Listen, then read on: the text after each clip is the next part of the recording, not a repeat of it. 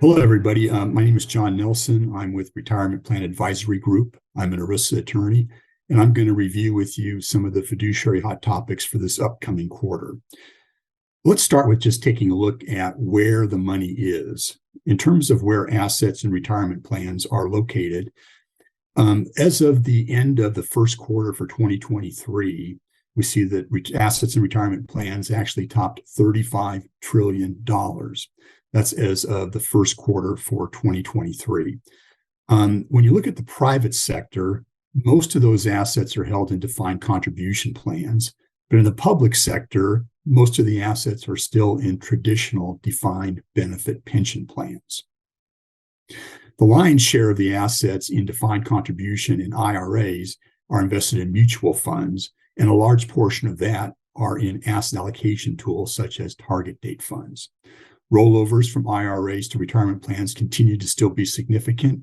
In 2020, the most recent year for which there's data, rollovers to IRAs totaled $618 billion. So take a look at how the money breaks out: $35 trillion in total U.S. assets, $6.9 trillion in 401k, $1.2 403b, 1.2 in other types of defined contribution plans, for example, 457Bs, 12.5 trillion, the bulk of the assets in IRAs, government pension plans, private sector defined benefit pension plans. And when you look at, as I said, how DC plans and IRA assets break down, most of the money is in mutual fund asset allocation tools. That gives you a good look at how the money is spread out among different retirement plan accounts. Let's change gears now and talk about some recent IRS guidance. The IRS just issued a recent regulation talking about how much time you have to allocate forfeitures. Now, think about plan documents with vesting schedules. When somebody leaves, the unvested portion of their account balance is forfeited. Those forfeitures stay in the plan and are typically allocated to a forfeiture account. The concern that the IRS has is that those forfeitures oftentimes are carried over by plan sponsors from year to year. The IRS wants those forfeitures allocated in a timely manner. So the concept is, if the forfeiture occurs, say, in the plan year ending 2023, that forfeiture should be allocated no later than the end of the following plan year. Now, look at your plan document and see what the plan document says about how you can use forfeitures. Typically, forfeitures can be used to pay expenses such as record-keeping fees. Forfeitures can be used to offset employer contributions, or forfeitures can be used to allocate additional contributions to the participant's account. So look at what your plan document says, and then make sure that you're using forfeitures no later than the end of the plan year following the plan year in which the forfeiture occurred. The concept here is the IRS doesn't want to see money carried over from year to year in an unallocated account. All dollars inside the defined contribution plan should be allocated to participant accounts. We don't want unallocated money inside of the plan. That's the concept. Now, another way that sometimes unallocated money comes up is in the concept of revenue sharing and revenue credits. Now, remember, if a plan has revenue sharing, that's a situation where the mutual fund is paying revenue back to the record keeper. The record keeper uses that revenue to offset record keeping fees. Oftentimes, if the revenue sharing is more than the record keeping fee, that excess is credited by the record keeper into an ERISA account or in a revenue credit account. So the same idea applies here, is that we want those revenue credits to be allocated or used timely. Now, the difference is you can't really use revenue credits to offset the employer contribution, but you can use revenue sharing. You are able to use revenue credits to pay plan-related expenses not charged by the record keeper. So, for example, the plan may have an audit expense, or the plan may incur legal fees. You can use the revenue credits to pay those. If you have unallocated revenue credits at the end of the year, those should be allocated to participant accounts. Typically, that's done pro rata in proportion to account balance. So everybody gets a share based on their account balance, pro rata in proportion to account balances.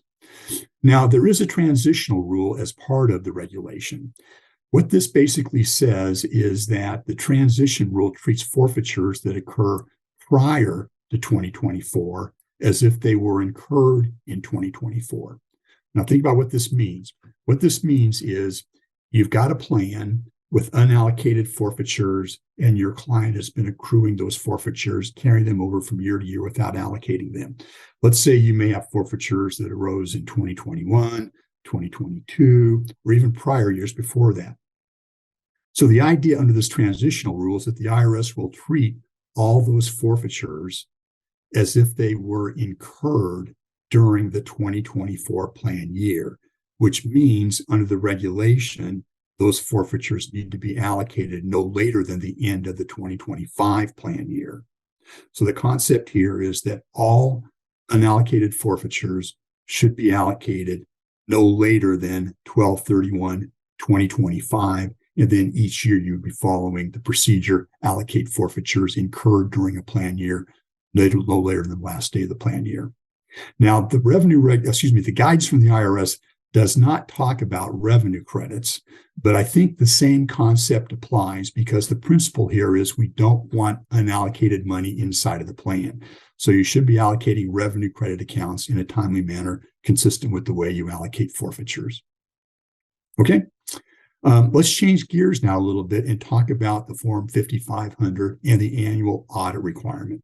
So the annual audit requirement applies to retirement plans with more than 100 participants at the beginning of the year. Now, the problem with the audit is that it's an additional expense. You know, the audit expense could be $9,000 a year. It could be $15,000 a year. It's a significant expense. Many plans would like to avoid the audit requirement. Under the old rule, which applies for plan years 2022 and before, under the old rule, a participant is defined as anybody who's eligible to participate in the plan. So with a 401k plan, you may have participants who are eligible to participate but choose not to. As a consequence, they have a zero account balance, but they still count under the old rule as a participant for purposes of the 100 participant rule. Under the revised rule, you only count participants and beneficiaries with account balances on the first day of the plan year. This is a huge change. All those participants who were eligible but not contributing that I had to count under the old rule, beginning with the plan year beginning 2023, I don't have to count those folks anymore. So that means that your smaller plans might still be subject to the audit requirement for the plan year ended 2022, which they're working on right now. But for the plan year ending 2023, they may no longer have to do the audit requirement because counting participants with account balances on the first day of the year will reduce the number of participants for purposes of that threshold count. In fact, the Department of Labor estimates that as a result of this change, over 19,000 401k plans will not be subject to the audit requirement going forward. So make sure you talk with your plans that are right on the threshold there about this new rule. Now, there's also a rule known as the 80-120 rule, and that's intended to help plans that are close to the 100 participant level from regularly filing the audit. Here's how this works. So if the number of participants at the beginning of the year in question is between 80 and 99, you have the small plan filing requirement. You're not required to file the large plan or do the audit. If you're between 80 and 99, but you filed a large plan the previous year, let's say you were 120 participants in the prior year, filed large plan, you had a reduction in force, now you're down to 90 participants, you can still file the large plan, but you're not required to. You can elect to file a small plan. If you're between 100 and 120, and you filed small plan last year, you can continue to file as a small plan, even though you're over 100 participants. But if you stay below 120, you can continue to file a small plan. Or you can choose to file a large plan. Once you get more than 120 participants, then you have to start filing a large plan. More than 120, small plan the prior year, large plan the next year. Okay, that's how that works.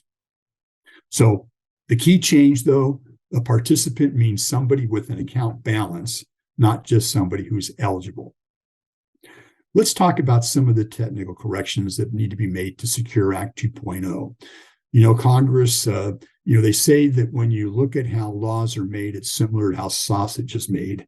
You really don't want to look. But a lot of these rules are rushed together at the end of the year, and changes and mistakes happen.